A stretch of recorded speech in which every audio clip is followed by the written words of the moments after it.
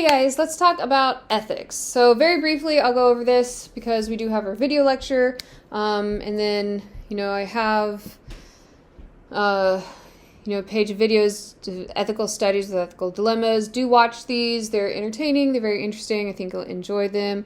On an upcoming quiz, I do ask you to describe one of these studies, so just make sure you take a look at them. And again, I would love to sit down and watch them with you, but that's not the nature of our course at this point. Okay. We usually have a viewing day where we watch and talk about these studies, but you'll go ahead and do it on your own. So again, these are just interesting little bits and pieces from historically unethical studies and why we have to really focus on the ethics, okay? So that's this link here. So let's focus on our ethics topic. So ethics are a huge concern to a researcher. We're in a research methods class, right? Ethics are very important. So our research is limited by us needing to do things in an ethical way. So we're working with people in psychology for the most part, sometimes with animals. And in all cases, we need to be concerned with the ethics of who we're involving and what we're asking people to do in order to gather information from them.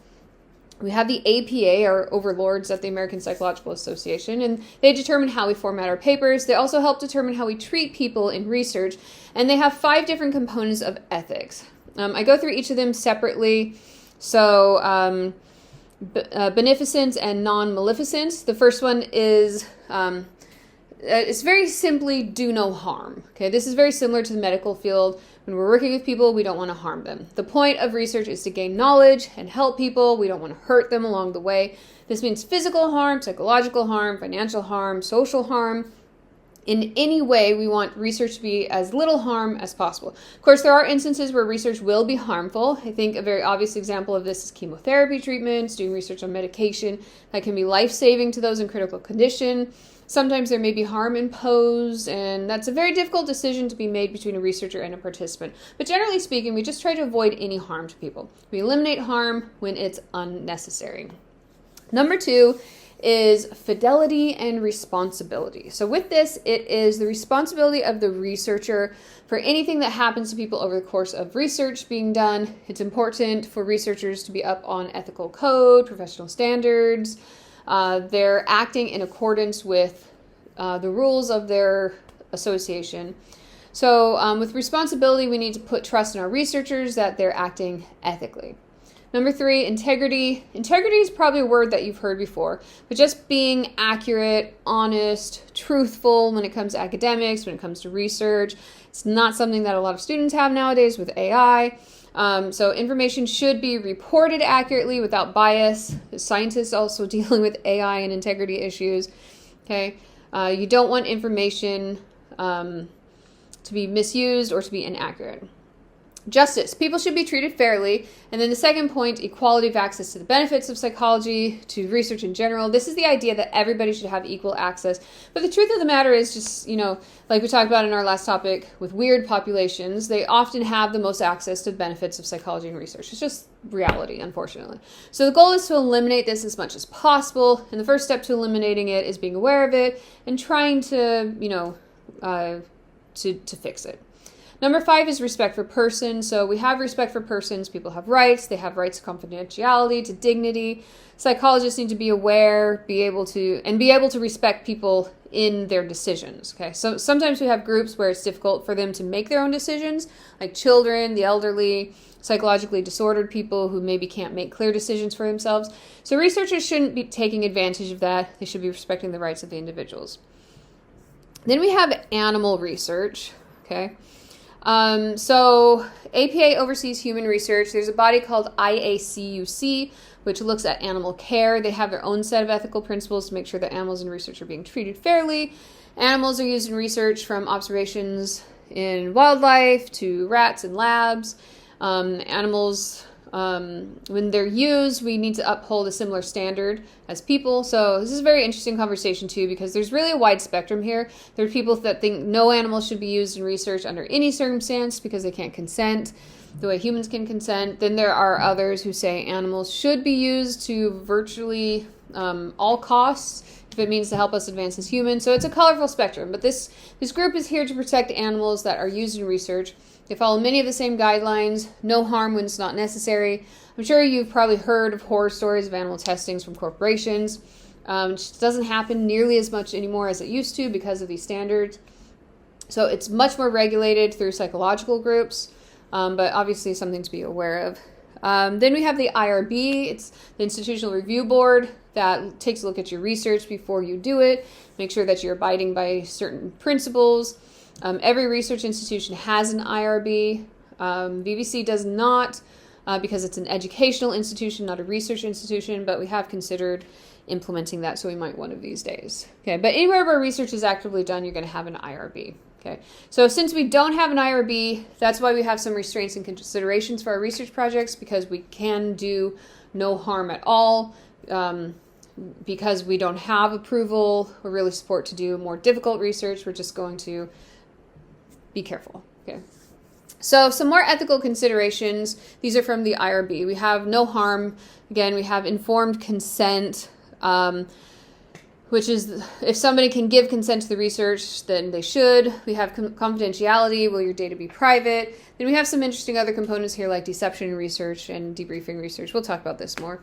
Informed consent is letting somebody know that you're going, what you're going to do, and if there's going to be repercussions. So like if you're conducting a study on alcohol, you need to inform someone that they're going to receive alcohol. It would be unethical to give somebody alcohol when they don't think that they're going to receive it. You know, they might be a recovered alcoholic or whatever, okay? So informed consent covers a variety of things, cover risks, it should give the participants the ability to ask questions, you know, and so on. Again, we'll talk about this more later. Debriefing is a part of informed consent, kind of. It's like the opposite end of it. So it's a review of the study with the participant after the study's completed. So they can ask questions. So when we send out our surveys, we'll actually include my email address on them so that if anybody does have any questions about a survey they completed, they can ask us. So that we can explain why those questions were asked, what we're doing with the data so that people can make a decision on whether or not they want to withdraw their data, etc. Another ethical concern is incentives, okay, providing incentivizing research participation. Oftentimes money is given to them, gift cards, course credit, extra credit, which is what I'm going to offer other students to participate and answer you guys' surveys. So we need to make sure that they're used ethically. We do want to compensate people for their time, but we don't want to coerce or sort of force people into participating in research that they may not be comfortable with. So for example, when I worked in MRI research, and MRI can be a pretty uncomfortable procedure, although I think it's great for taking a nap. So we want to compensate people for their time if they're going to come to a 45-minute MRI. But we don't want to pay people so much money to come that people who are truly uncomfortable will come and do it anyway for financial gain. So it's sort of a delicate balance. We do want to reward people, but we don't want to target people. Deception is a funny one. We're talking about ethics, and deception seems sort of unethical, but what deception means is that sometimes we withhold information from participants until it's critical that they know.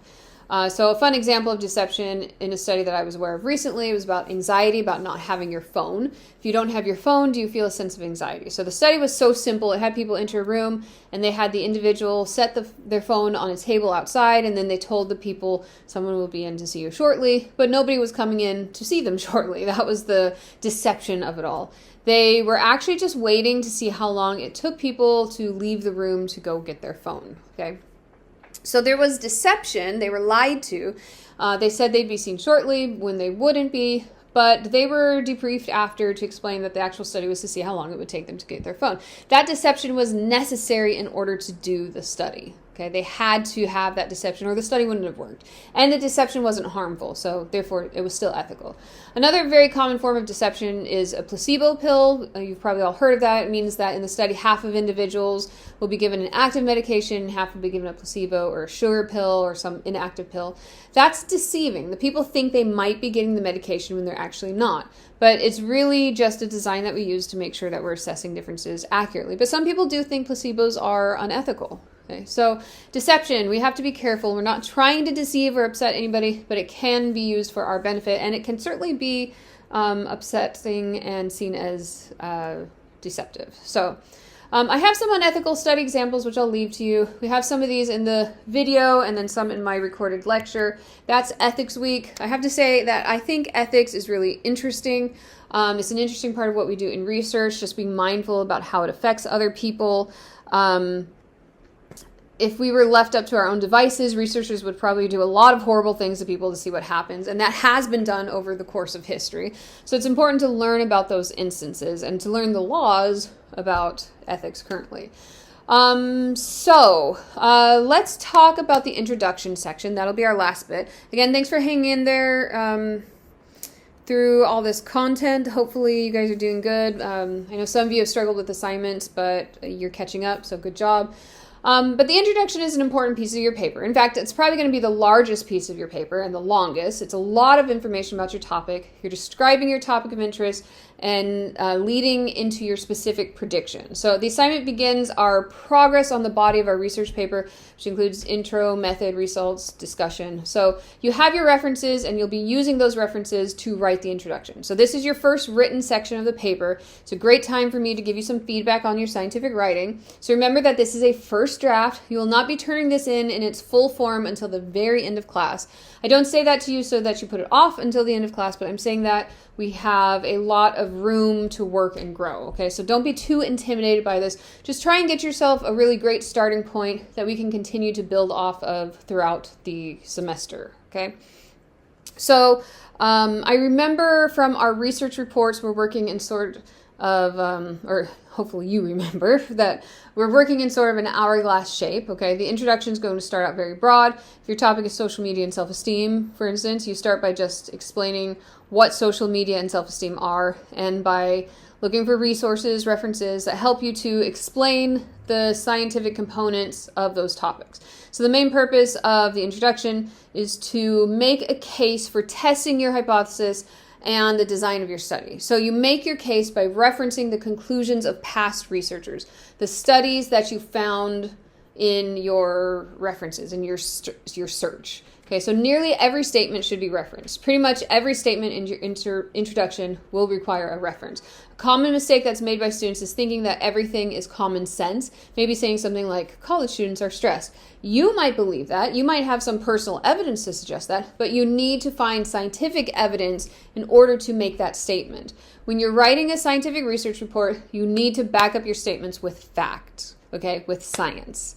With scientific fact, which means peer-reviewed journal articles. Okay, so I have the general format here. You should have an opening paragraph, a couple of middle paragraphs, and then sort of a concluding paragraph. Okay, so this is a very strong example.